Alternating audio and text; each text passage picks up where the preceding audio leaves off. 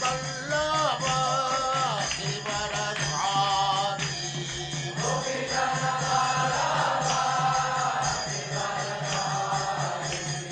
यशोदनन्दन व्रज जनरञ्जन यशोदनन्दन व्रज जनरञ्जन यमुना तीरा वनचारी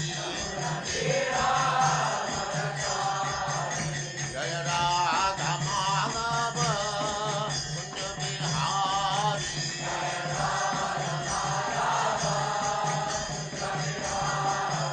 जय राधा माधव कुंज बिहारी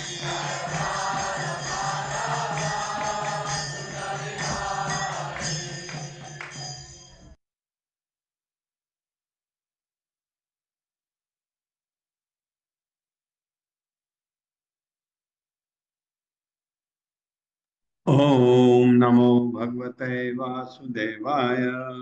ओम ओम नमो नमो भगवते भगवते वासुदेवाय। वासुदेवाय।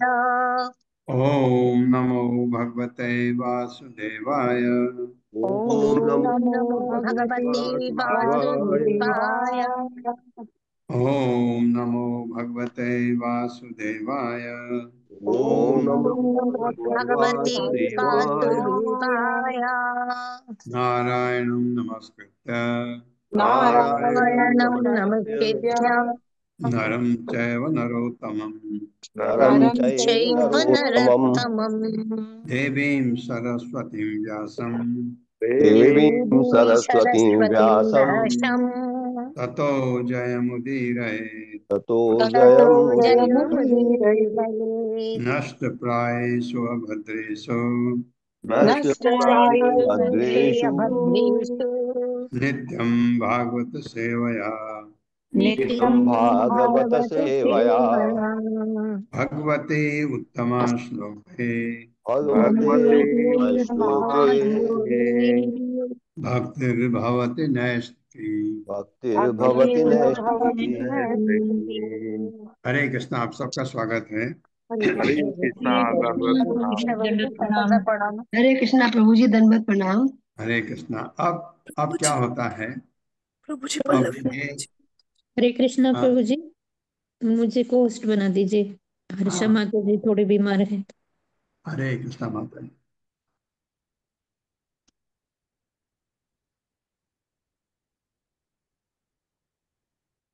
तो उसमें राक्षस की प्रवृत्ति है, क्योंकि वशिष्ठ का उसको शाप है, और अपने लिए वशिष्ठ तपस्या कर रहे हैं ताकि वो प्रायश्चित कर सकें कि गलत शाप क्यों दे दिया। ये प्रश्न उठ रहा था कल कि ये तो बड़ा अत्याचार है। नहीं, ये प्रारब्ध है, ये उसके साथ होना था, क्योंकि उसके पूर्व जन्म के कर्म ऐसे होंगे। कैसे समझे हम? नहीं तो ऐसा जैसे वो उसकी कोई गलती नहीं थी तो उसको ऐसा शाप नहीं देना चाहिए था। शाप दिया भी, वशिष्ठ ने उसको इंटेंसिटी कम नहीं की, तीव्रता उसकी। कारण क्या है? इसको ये सहना होगा, इतना इतना जो सौदास को इतना सहना होगा, इसलिए ऐसा हुआ। कभी कभी आप देखते हैं इस भौतिक जगत में बहुत अच्छे लोगों के साथ बहुत बुरा होता है, बहुत बुरा लगता है। बल्कि कुछ लोग भगवान पर अपना विश्वास खो बैठते हैं। ऐसा भी मैंने देखा है, कहते भगवान है ही नहीं। अगर भगवान है तो इतने संत पुरुष के साथ ऐसा कैसे हो सकता है? ऐसा ऐसा यहाँ भी होता है। एक एक को मैंने भी ऐसा देखा है, बहुत संत पुरुष, और इतनी तकलीफ उन्होंने देखी अपने लाइफ में। और उसके बाद उनका एक जवान बेटा दिल्ली में था, अ, मैं जानता था उसको, और वो अचानक मर गए। आप देखें कितनी परेशानी है। शादी भी हो गई थी, बच्चा भी है, और फादर तो इस हालत में थे ही नहीं कि वो बेड रिडन हो गए थे तब। ऐसे परिस्थिति में ऐसी देखी मैंने, तो सब लोग, उनके परिवार वाले तो यही कहते थे भगवान है ही नहीं।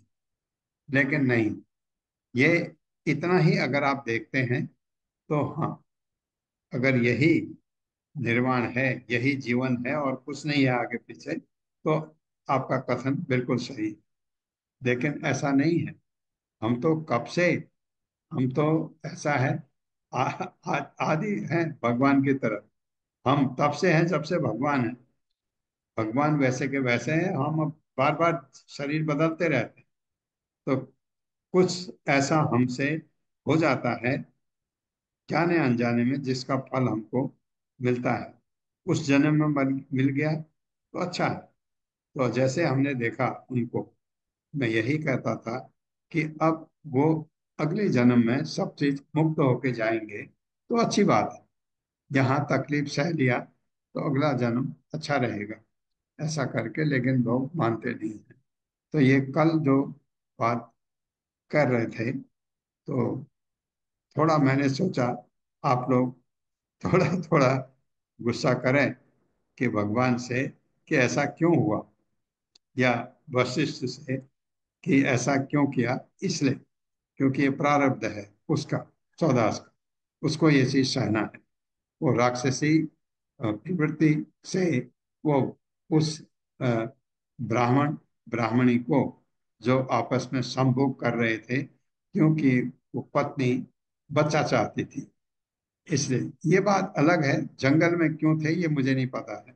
लेकिन ये बात अभी आपको, ये हम पढ़ते हैं तो इससे पता लगेगा। देहो अयम मानुषो राजन पुरुषस्य अखिल अर्थदः तस्मात् अस्य वधो वीर सर्व अर्थ वद उच्यते। मेरे साथ पढ़िए। देहो अयम मानुषो राजन देयोऽयं मानुषो राजन् पुरुषस्य अखिल अर्थदः पुरुषस्याखिलार्थतः तस्माद् अस्य वधो वीर तस्मादस्य वधो वीर सर्व अर्थ वद उच्यते। सर्वार्थबध उच्यते। शब्दार्थ है देह शरीर, अयम यह मानुष मनुष्य का, राजन हे राजा, पुरुष से जीव का, अखिल समष्टि, अर्थदह लाभकारी, तस्मा इसलिए, अस्य मेरे पति के शरीर की, वध हत्या वीर हे वीर, सर्व अद्भुत सारे लाभप्रद अवसरों की हत्या, उच्चते कहा जाता है। वो वो ब्राह्मण की पत्नी इससे राजा से, जो राक्षस बना हुआ है अभी, उससे, क्योंकि ये सांप की वजह से, ऐसा था नहीं। तो ये मदयंती का पति है सौदास। तो उसको क्या क्या कह रही है। हे राजा, मेरे साथ पढ़िए। हे राजा, हे वीर, हे हे वीर, वीर, यह मानव शरीर यह यह मानव मानव शरीर शरीर सबों के लाभ के निमित्त है। सबों के सबों लाभ के के लाभ के निमित्त है। निमित्त है। यदि तुम इस शरीर का असमय वध कर दोगे तो यदि यदि तुम इस तुम इस शरीर का शरीर का असमय वध कर असमय दोगे वध तो करोगे तुम मानव जीवन के सारे लाभों की हत्या कर डालोगे। तुम तो मानव मानव जीवन जीवन के के सारे सारे लाभों लाभों की को हत्या कर डालोगे। डालोगे। हाँ, क्योंकि शरीर लाभ के लिए है, अगर मार दिया तो वो सब लाभ खत्म हो जाएंगे, लाभों की हत्या। तात्पर्य माता जी। हरे कृष्णा प्रभु जी। तात्पर्य श्रील प्रभुपाद जी द्वारा श्रील प्रभुपाद जी की जय। श्रील नरोत्तम दास ठाकुर का गीत है। हरि हरि विफले जन्म गोविनो, हरि हरि विफले जन्म गोविनो, मनुष्य जन्म पाई राधा कृष्ण नाम भजिया, जानिया जुनि विष खाइनु।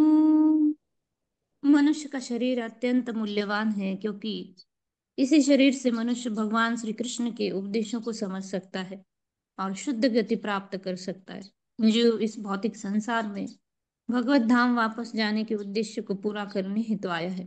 भौतिक जगत में सब सुख की लालसा करते हैं, पर अनंतिम गंतव्य को न जानने के कारण मनुष्य को एक देह त्याग कर दूसरा शरीर धारण करना पड़ता है। यदि किसी को मनुष्य का शरीर धारण करने का अवसर मिले तो वह इसी शरीर में धर्म, अर्थ, काम तथा मोक्ष, इन 4 सिद्धांतों की पूर्ति कर सकता है। और यदि वह नियमित रूप से रहता है तो मोक्ष से भी आगे बढ़कर राधा कृष्ण की सेवा में लग सकता है।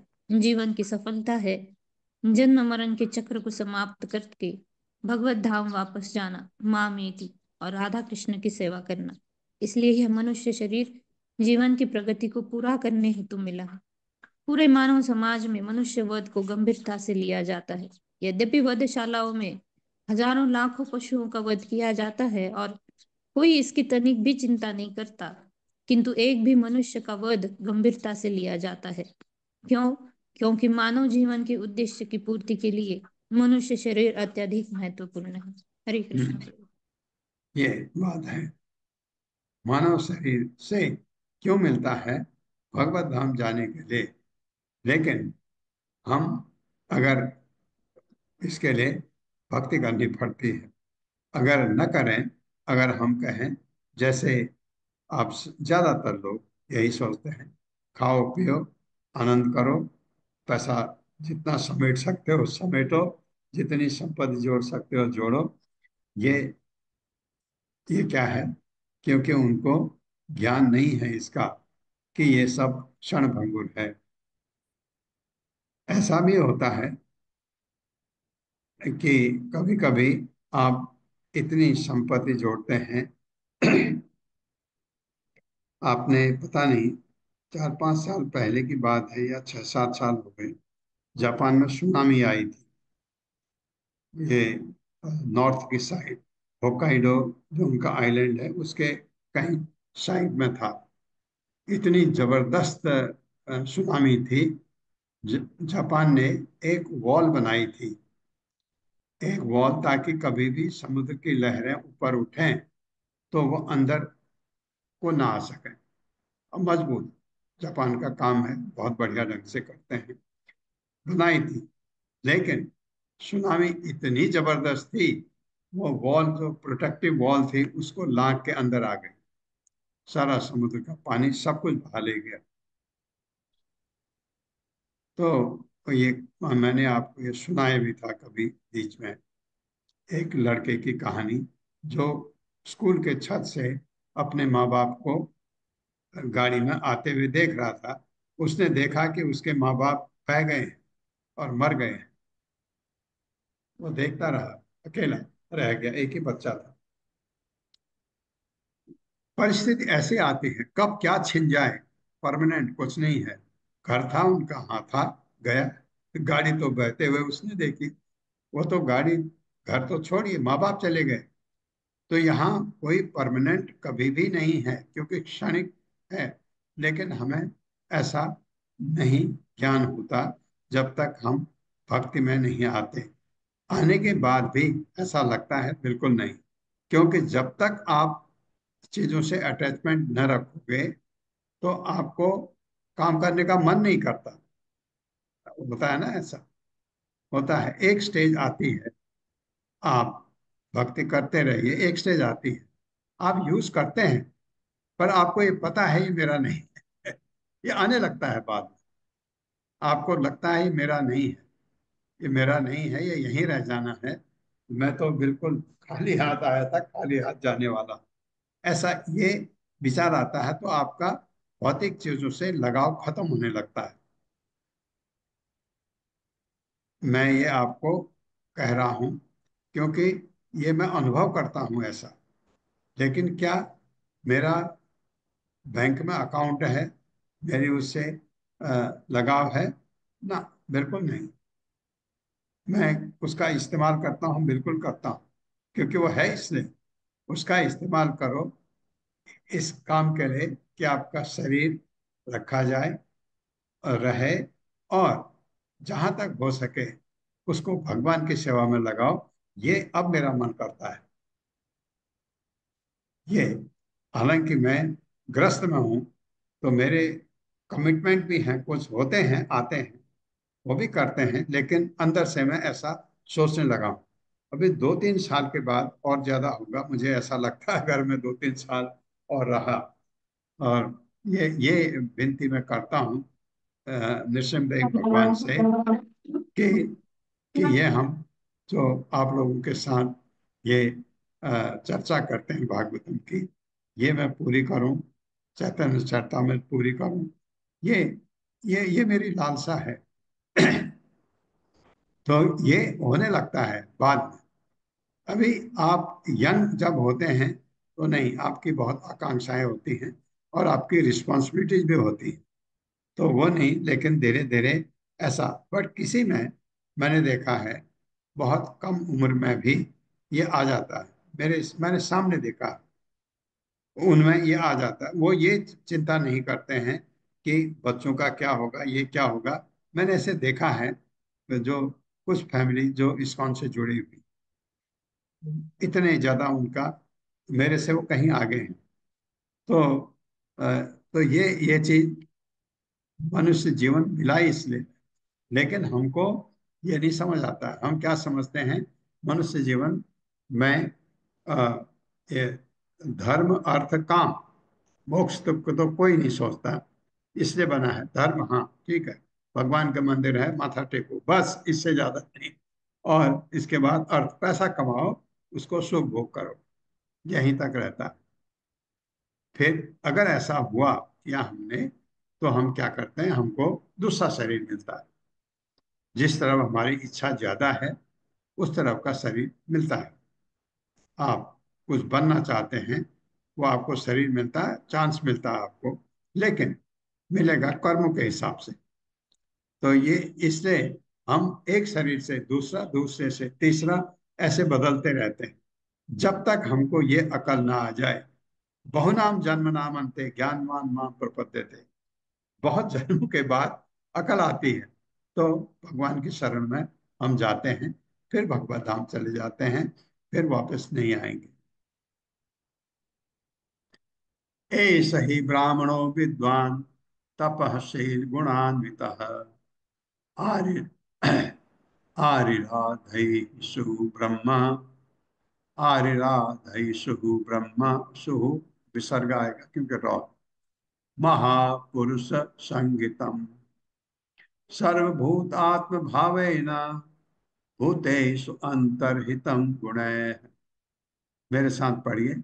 ऐसा ही ब्राह्मणो विद्वान एष एष हि हि ब्राह्मणो ब्राह्मणो विद्वान् विद्वान् तपःशील गुणान्वितः तपः शीलगुणान्वितः तपःशीलगुणान्वितः आरिराधैषु ब्रह्म आदिराधैः सर्वब्रह्म आयुराग्रह्म महापुरुष संगीतम महापुरुषसंहितम् महापुरुषसंहितम् सर्वभूतात्म भावेन सर्वभूतात्मभावेन सर्वभूतात्मभावेन भूतेषु अंतर्हितम गुणैः। भूतेष्वन्तर्हितं भूतेर्यन्तर्गतम् गुणैः। ऐसा है, यह ही निसंदेह ब्राह्मण, योग्य ब्राह्मण, विद्वान, वैदिक ज्ञान में पारंगत, तपः तपस्या, शील सदाचरण, अच्छा आचरण, गुण अन्वित, सारे सद्गुणों से युक्त, आरिराधैषु, पूजा में लगने की इच्छा करता हुआ, ब्रह्म पर ब्रह्म, महापुरुष महापुरुष कृष्ण, संगीतम के नाम से विख्यात, सर्वभूत सारे जीवों का, आत्म भावे न परमात्मा रूप, भूतेषु हर जीव में, अंतर्हितम हृदय के भीतर, गुण है, गुणों के द्वारा। यह ब्राह्मण विद्वान, मेरे साथ पढ़िए।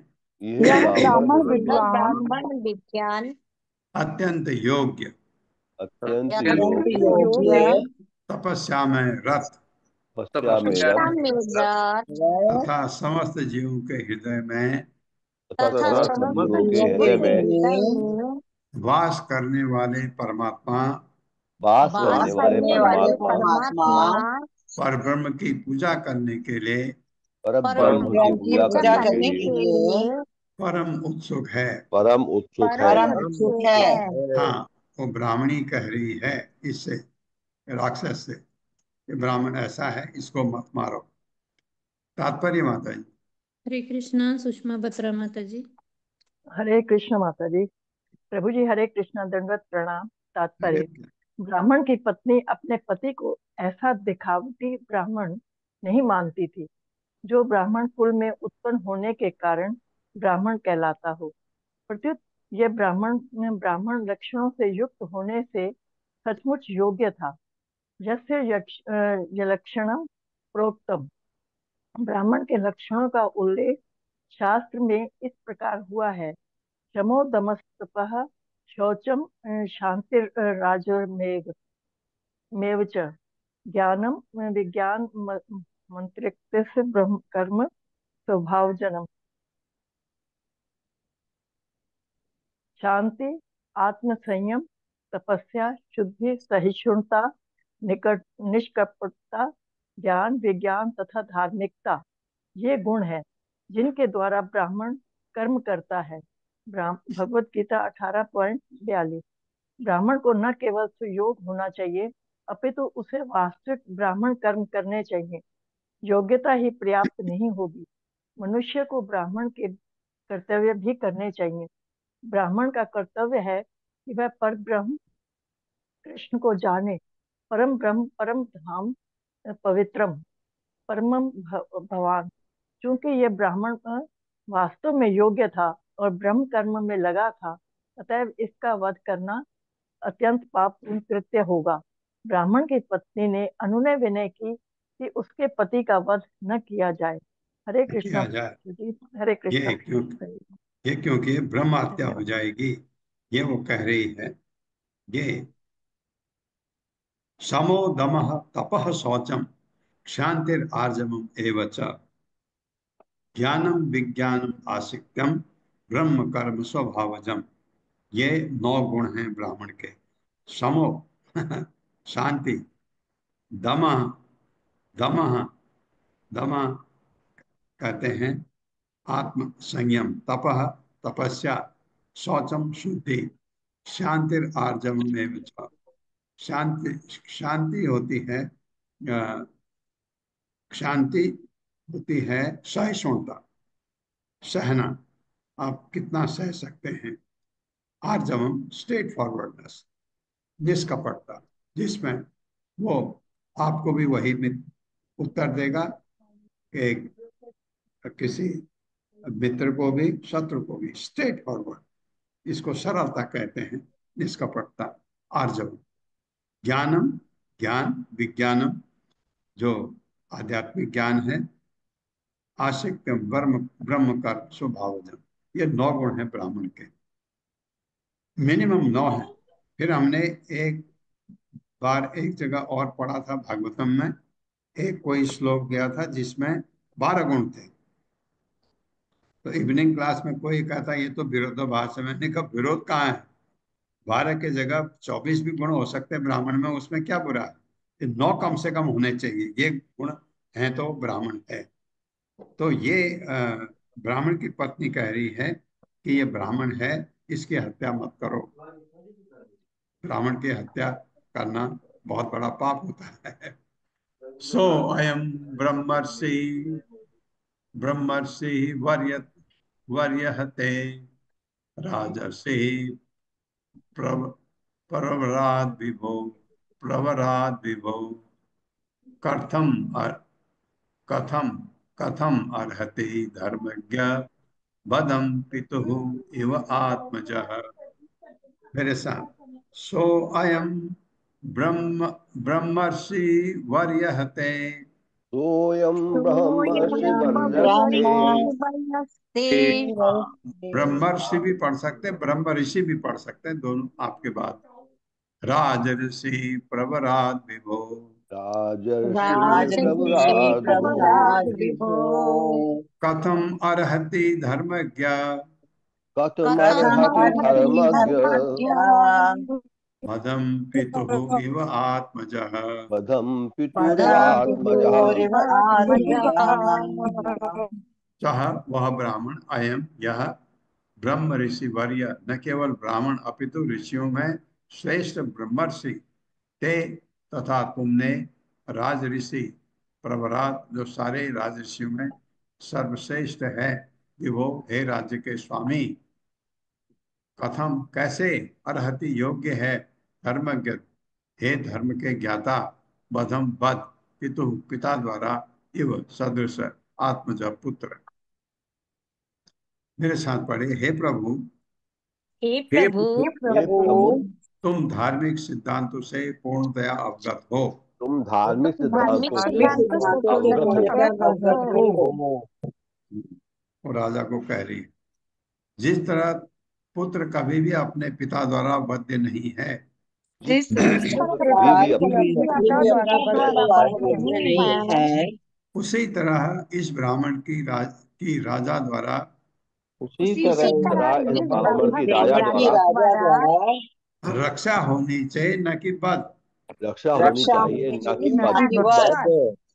तुम जैसे राजऋषि द्वारा तुम तुम जैसे जैसे राजर्षि द्वारा राजर्षि द्वारा इसका वध किस तरह उचित है। इसका वध इसका किस वध तरह किस तरह उचित है। तात्पर्य माता हरे कृष्णा रीता पंडित माता जी। हरे कृष्णा प्रभु जी। तत्पर शिल प्रभुपाद द्वारा शिल प्रभुपाद की जय। राज ऋषि शब्द ऐसे राजा का सूचक है जो ऋषि तुल्य आचरण करता है। ऐसा राजा नरदेव भी कहलाता है क्योंकि वह परमेश्वर का प्रतिनिधि माना जाता है। क्योंकि राजा का कर्तव्य ब्राह्मण संस्कृति की रक्षा के लिए शासन करना है, अतः वह कभी भी ब्राह्मण का वध नहीं करना चाहता। सामान्यतः ब्राह्मण स्त्री शिशु वृद्ध या गाय को दंडनीय नहीं माना जाता। अतएव ब्राह्मण पत्नी ने राजा से प्रार्थना की कि वह इस पाप कृत्य से बचे। हरे कृष्ण प्रभु जी। हाँ बहुत अच्छा लॉजिक दे रही है ब्राह्मण की पत्नी बहुत अच्छी तरह समझा रही है लेकिन राजा राक्षस बना हुआ है अभी किसके वशिष्ठ के शाप से।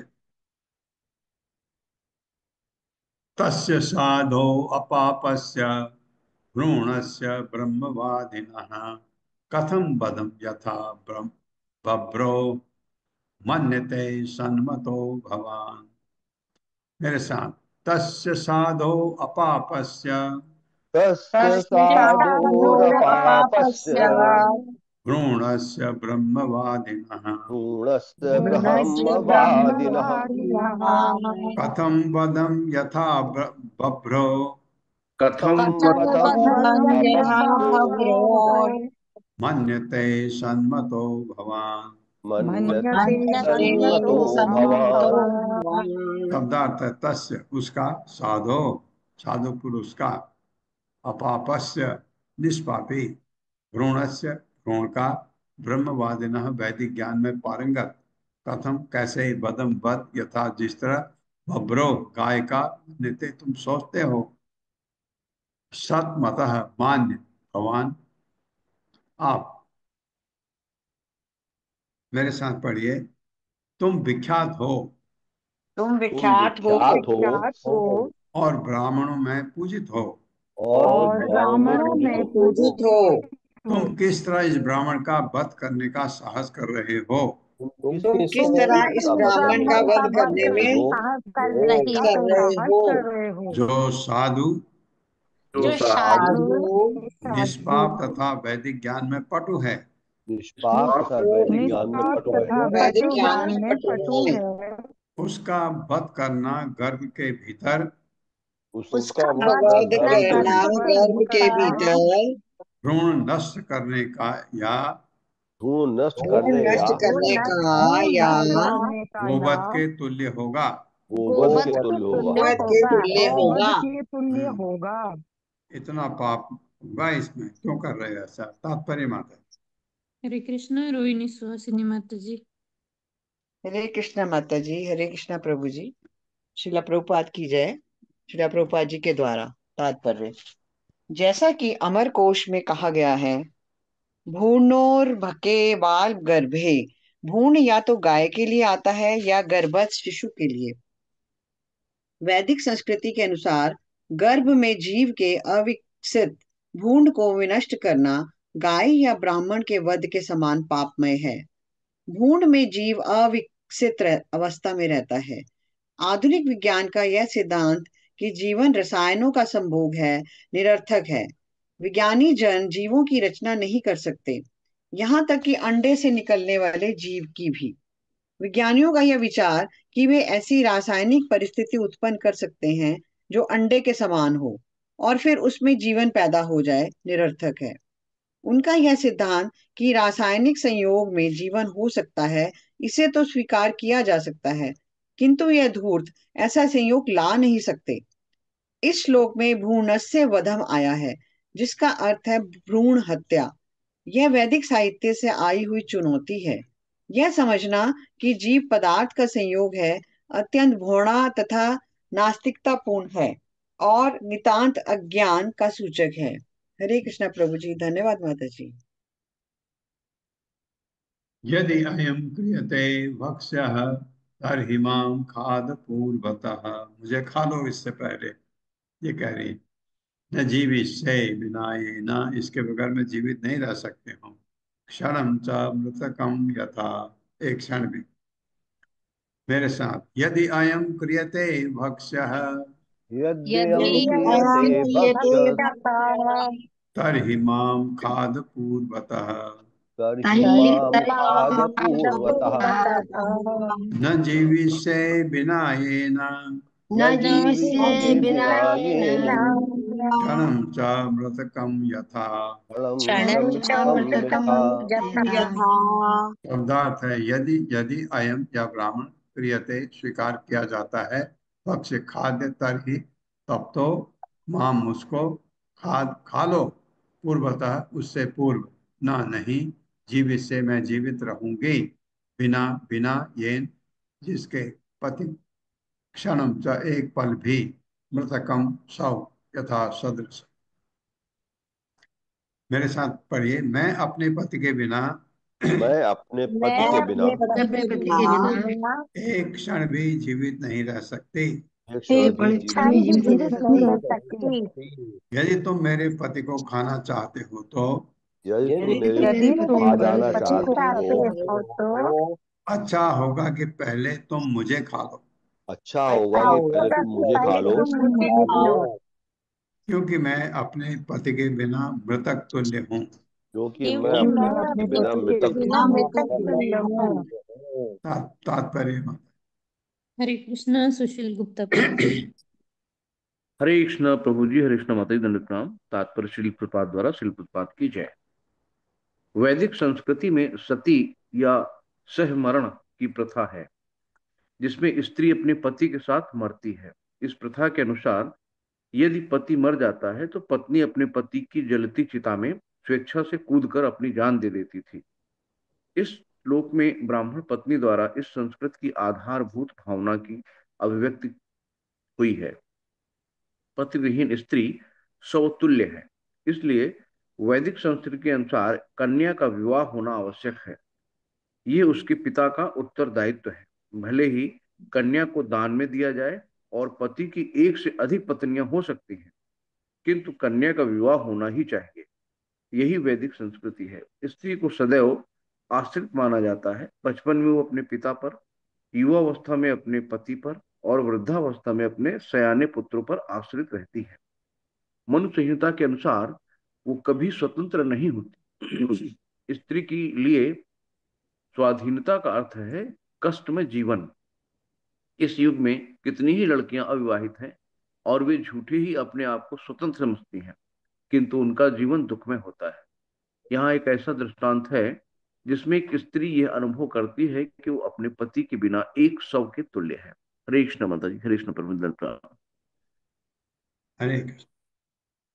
हाँ, ये जो प्रभुपाद ने कहा है, ये पहले भी बहुत बार बताया है उन्होंने कि अ, कि लड़की को स्वतंत्र नहीं छोड़ना चाहिए। वैदिक साहित्य कहता है कि बचपन में पिता का संरक्षण, शादी के बाद पति का संरक्षण और बुढ़ापे में बड़े पुत्र का संरक्षण। ये बड़े पुत्र का सब जगह है, हमारे यहाँ ही नहीं। ये मैंने देखा जापान में भी बड़ा पुत्र, मैंने देखा मिडिल ईस्ट में, इस्लाम में भी बड़ा पुत्र। और लेकिन बड़ा पुत्र को कुरान में जो पिता के संपत्ति बांटी जाती है उसमें थोड़ा सा ज्यादा मिलता है, क्योंकि माँ बाप की देखभाल करनी है उसने। और यही चीज हमारे यहाँ भी होती थी पहले। बड़े पुत्र को जब बंटवारा होता था, बड़े पुत्र को कुछ चीजें देने में अच्छी बड़े पुत्र को जाती थी, क्योंकि वो माँ बाप का देखभाल भी करता है और माँ बाप को पिंडदान भी देता है उनके जाने के बाद, श्राद्ध वगैरह वही करता है। तो ये होता था, ये शास्त्र में है और सभी जगह ऐसा ही है जहाँ माना जाता है। जो नहीं मानते हैं, जो अ, आपके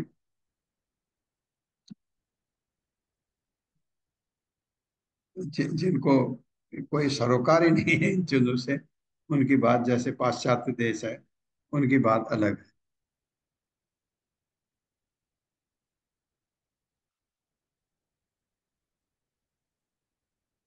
एवं करुण भाष्यण्या बिलपत्या अनाथवत् व्याघ्रः पशुम इव इव इव खादत् सौदा सह शाप मोहितः।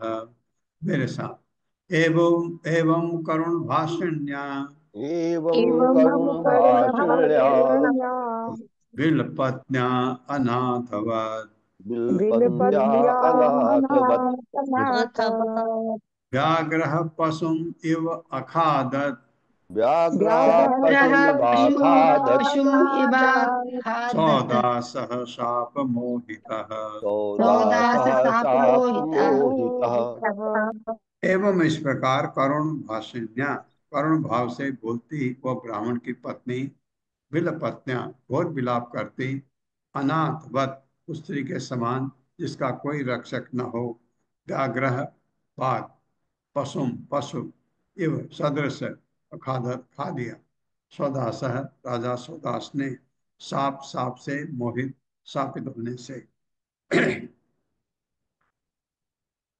मेरे साथ पढ़े, वशिष्ठ के शापवश राजा स्वदास वशिष्ठ के वशिष्ठ के शापवश राजा शापवश सौदास राजा सौदास उस ब्राह्मण को निगल गया। उस उस ब्राह्मण को ब्राह्मण निकल को गया। निगल गया। जिस तरह कोई बाघ जिस जिस तरह का तरह कोई बाघ बाघ अपने शिकार को निगल जाता है, अपने शिकार को अपने निगल जाता है, शिकार को निगल जाता है। यद्यपि ब्राह्मण पत्नी ने यद्यपि यद्यपि ब्राह्मण ब्राह्मण पत्नी ने पत्नी अत्यंत कातर भाव से विनय की, अत्यंत कातर अत्यंत भाव से कातर विनय भाव से की, विनय की, किंतु उसके विलाप से भी सौदास नहीं पसीजा। किंतु उसके किंतु विलाप से उसके भी विलाप सौदास से नहीं भी पसीजा। सौदास नहीं। तात्पर्य माता, श्री कृष्ण। सावित्री तिवारी माता जी। हरे कृष्ण माता जी, दंडवत प्रणाम। हरे कृष्ण प्रभु जी, दंडवत प्रणाम। तात्पर्य शील प्रभुपाद द्वारा शील प्रभुपाद की जय। यह भाग्य का उदाहरण है। राजा सौदास को वशिष्ठ के साप वशिष्ठ ने साप दे दिया था। अतः योग्य होते हुए भी वह व्याघ्र सदृश राक्षस बनने से अपने को रोक नहीं पाया, क्योंकि यही उसके भाग्य में बदा था। तत् लभ्यते दुःखवद अन्यतः सुखम। जिस तरह भाग्य के द्वारा मनुष्य संकट में फंसता जाता है, उसी तरह भाग्य से वह सुख भी प्राप्त कर सकता है। भाग्य भावी अत्यंत प्रबल है, किंतु यदि कृष्ण भावनामृत हो वो प्राप्त कर लिया जाए तो वह भाग्य को बदला जा सकता है। कर्माणि निर्दहत किंतु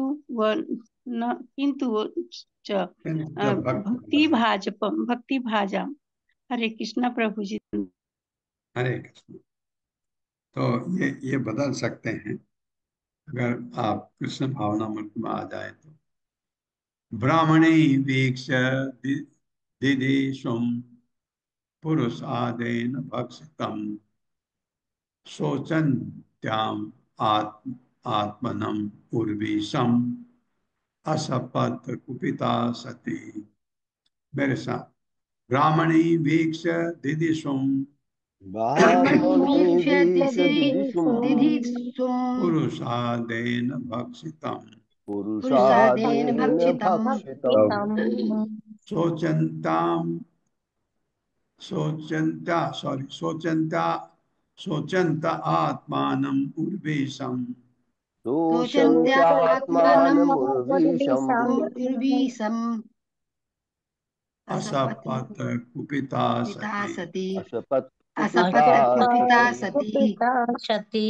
ब्राह्मणी ब्राह्मण पत्नी भिक्ष देकर दिदिशुम गर्भाधान के लिए उद्यत पति को पुरुष अधेन पुरुष मनुष्य भक्षक राक्षस द्वारा भक्षितम खाया जाकर सोचंती अत्यधिक विलाप करती आत्मानम अपने लिए उर्वी राजा को अशपथ साप दे दिया कुपिता वृद्धा सती सती ने। जब ब्राह्मण की सती पत्नी ने देखा कि जब ब्राह्मण ब्राह्मण की की सती पत्नी ने देखा कि उसका पति उसका पति जो गर्भाधान के लिए उद्यत ही था जो गर्भाधान के लिए उद्यत ही था उस मनुष्य भक्षक द्वारा खा लिया गया। उस उस मनुष्य मनुष्य भक्षक भक्षक द्वारा द्वारा खा खा लिया लिया गया तो वह शोक तथा विलाप से तो तो वह वो शोक शोक तथा विलाप विलाप से अत्यधिक संतप्त हो उठी। अधिक संतप्त हो उठी। इस तरह उसने क्रोध में आकर इस तरह इस उसने तरह उसने क्रोध में आकर आकर राजा को शाप दे दिया। राजा को राजा को शाप साप दे दिया।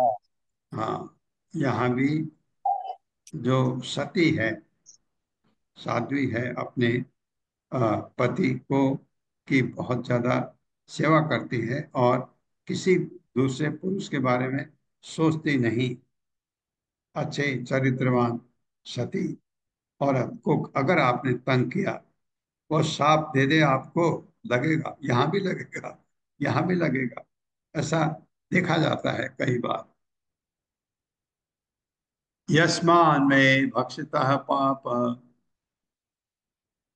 काम काम आर्ताय पति ही त्वया तवापि मृत्यु आधानात् अकृत प्रज्ञ दर्शितः। मेरे साथ। यस्मान में भक्षितः पाप यस्मान् में में भक्षितः भक्षितः पापः काम आर्ताया पति ही त्वया कामार्तायाः पतिस्त्वया तव अपि मृत्यु तब अपि मृत्यु हो आया विसर्ग आएगा तो रौ उठ जाएगा। तव अपि मृत्यु आधानात् तवापि मृत्युराधानात् अकृत प्रज्ञ दर्शितः। अकृत प्रज्ञ दर्शितः। शब्दार्थ है यस्मात् क्योंकि मेरा भक्षितः खाया गया पाप हे पापी काम आर्ताया काम इच्छा से विरहित स्त्री का पति पति त्वया तुम्हारे द्वारा तब तुम्हारी अभी भी मृत्यु मृत्यु आधानत गर्भाधान करते समय अकृत प्रज्ञ अरे मूर्ख धूर्त दर्शितः तुमको साथ दिया जाता है। मेरे साथ पढ़े अरे मूर्ख पापी अरे मूर्ख पापी क्योंकि तूने मेरे पति को तब निगला क्योंकि तूने मेरे पति को तब निकला जब मैं कामेच्छा से पीड़ित जब मैं जब मैं कामेच्छा से पीड़ित और गर्भाधान के लिए लालायित थी। और गर्भाधान लायक थी। अतः मैं तुझे भी तभी मरते देखना चाहती हूँ अतएव मैं तुझे भी तभी मरते देखना चाहता हूँ जब तू अपनी पत्नी में जब तू अपनी पत्नी में गर्भाधान करने को उद्यत हो। गर्भाधान करने को उद्यत हो। दूसरे शब्दों में दूसरे शब्दों में जब भी तू अपने पति से संभोग करना चाहेगा जब भी तू अपनी पत्नी से संभोग करना चाहेगा तू मर जाएगा। तू मर मर जाएगा। ये साफ दे दिया उसने। एवं मित्र सहम सप्त्वा पतिलोक परायणा तदस्थीनि तदस्थीनि संविधे अग्नौ प्रास्य भर्तुर्गति गतिम गता। मेरे साथ एवं मित्र सहम सप्त्वा एवं एवं मित्र सहम मित्रैषां शप्त्वा शक्त्वा पतिलोक परायणा पतिलोक परायणा पतिलोकपरायणां तदस्थीनि संविधे अग्नौ तदस्थीनि तदस्मिन् समिद्धेग्नौ संविद्यग्नो प्रास्य भर्तुः गतिम गता। प्राप्य भर्तुर्गतिं गता। प्राप्तभर्तृगतिं एवं इस प्रकार मित्र सहम राजा सौदास को सप्ताह साप देकर पति लोक परायणा अपने पति के साथ जाने को उद्यत तत् अस्थिनी अपने पति की हड्डियों को समिद्धे अग्नौ जलती अग्नि में प्रास्य रखकर भर्तु अपने पति के गतिम गंतव्य को कथा वह भी चली गई। इस प्रकार ब्राह्मण पत्नी ने इस प्रकार ब्राह्मण पत्नी ने पत्नी ने राजा सौदास को राजा सौदास को जो मित्र शाह के नाम से विख्यात है जो मित्र सह के नाम से विख्यात है श्राप दे डाला। श्राप दे डाला। तत्पश्चात अपने पति के साथ जाने के लिए तत्पश्चात अपने पति के साथ जाने के लिए सन्नद्ध उसने सन्नद्ध उसने पति की अस्थियों में आग लगा दी। पति की अस्थियों में आग लगा दी। स्वयं वो उसमें कूद पड़ी स्वयं वो उसमें कूद पड़ी और पति के साथ साथ उसी गंतव्य को प्राप्त हुई। और पति के साथ साथ उस गंतव्य को प्राप्त हुई। सती विशापो विशासो द्वादश शब्दान्ते मैथुनाय समुद्यतः विज्ञाप्य ब्राह्मणी शापम महिष्या स निवारितः।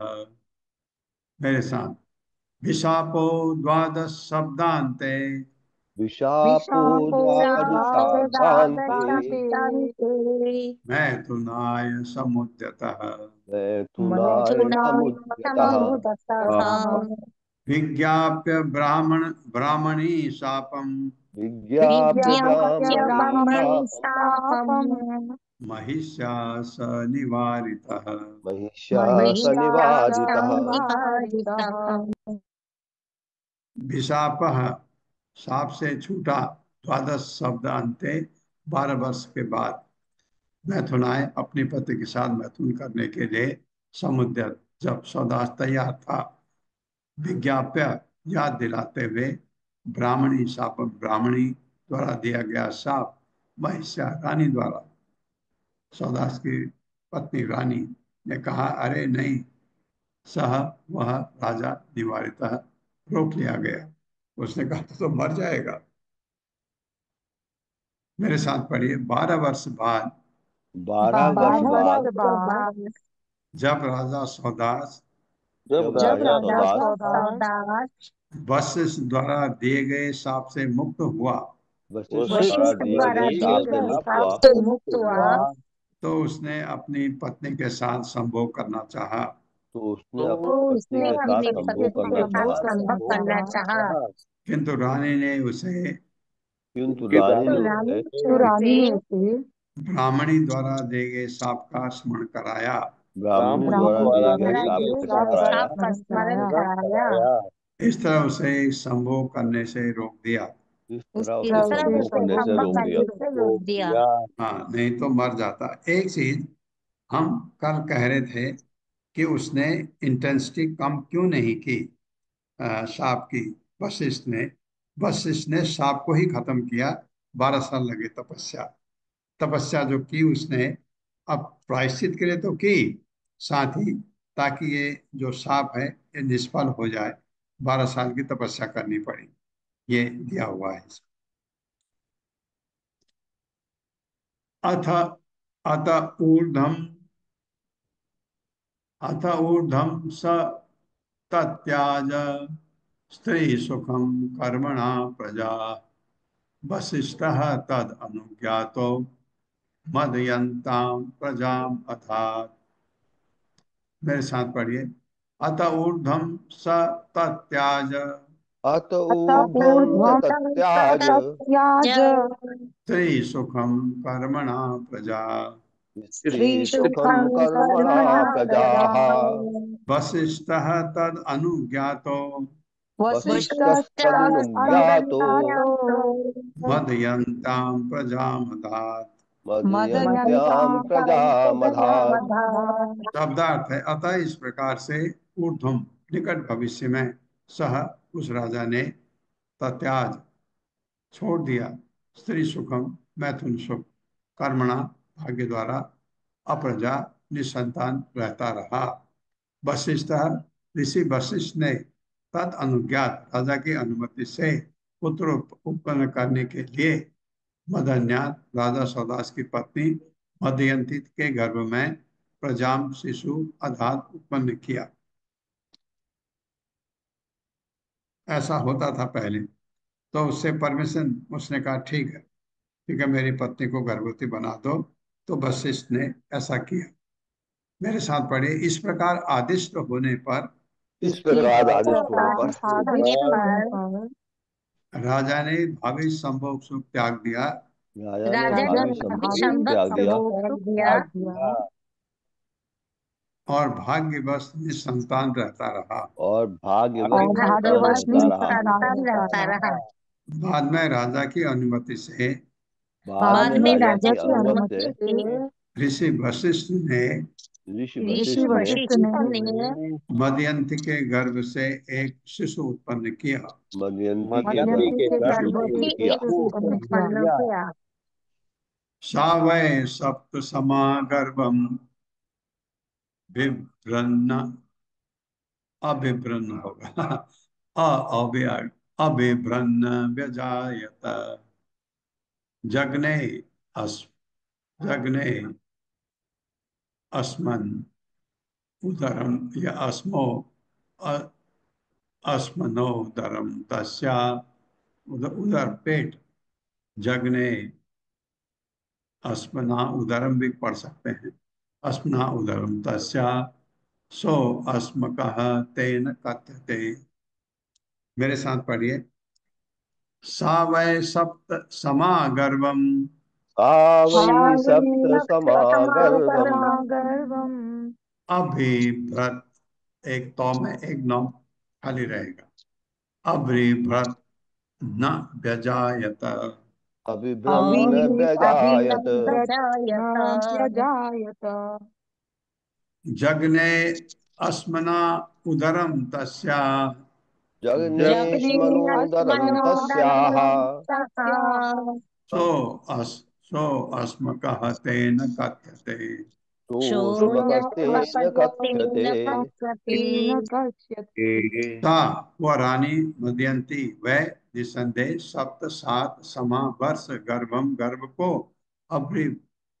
अभिव्रत धारण के रही ना नहीं व्यचायत जन्म दिया। जग ने प्रहार किया अस्मना पत्थर से उदरम उदर पर तस्या उसके सह पुत्र अस्मकः अस्मक तेन इसके कारण कथ्यते कहलाए अस्मक कहलाए। ये बड़ी विचित्र बात है। मेरे साथ पढ़िए। मदयंती 7 वर्षों तक मदयंती 7 वर्षों तक बालक को गर्भ में धारण किए रही बालक को गर्भ में धारण किए रही और उसने बच्चे को जन्म नहीं दिया। और उसने बच्चे को जन्म नहीं दिया। अतएव वशिष्ठ ने एक पत्थर से उसके पेट पर प्रहार किया। एक पत्थर से उसके पेट पर प्रहार किया जैसे बालक उत्पन्न हुआ। जिससे बालक उत्पन्न हुआ। फलस्वरूप बच्चे का नाम अस्मक फलस्वरूप बच्चे का नाम अस्मक पड़ा। अस्मक जिसका मतलब पत्थर से उत्पन्न पड़ा, यानी पत्थर से उत्पन्न पड़ा। हाँ, पत्थर से कुछ किया होगा उसने, क्योंकि जोर से मारने पर तो गर्भ में बच्चा मर सकता है, लेकिन ये गया ऐसा कहा है, तो पत्थर को किस तरह उसके पेट में उसने मारा ये पता नहीं, ये ऐसा इसमें है। एक ये भी कर लेते हैं, एक श्लोक और। अस्मकाद बालिको जज्ञे यस्त्रीभिः परिरक्षितः नारी कवच इति उक्तो। हाँ, ये बात तो सही है, तो क्योंकि क्षत्रिय तो थे ही नहीं। निह क्षत्रे मूल को अभवत्।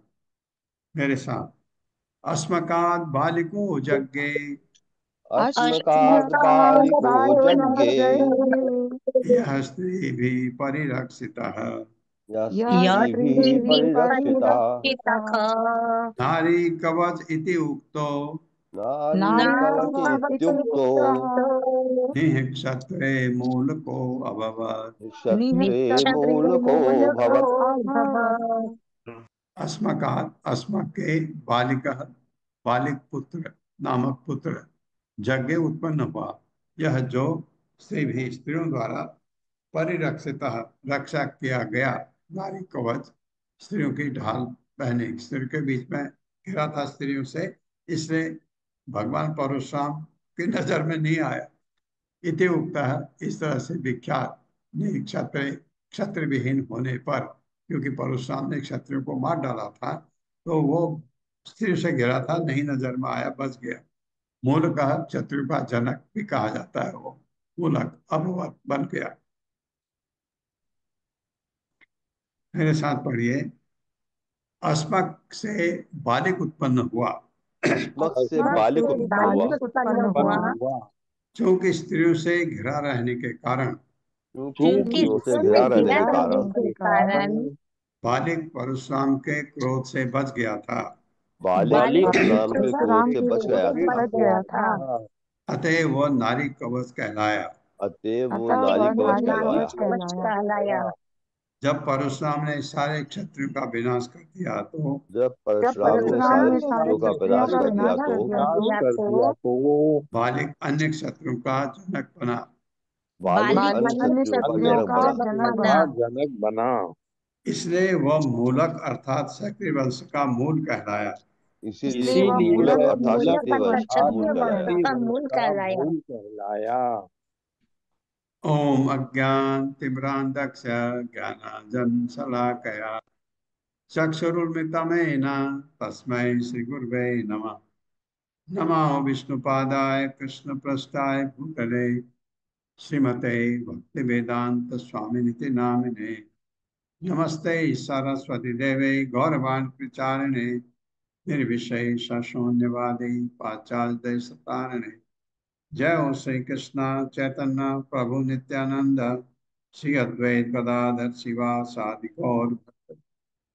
हरे कृष्णा कृष्ण कृष्णा हरे हरे, हरे राम राम राम हरे।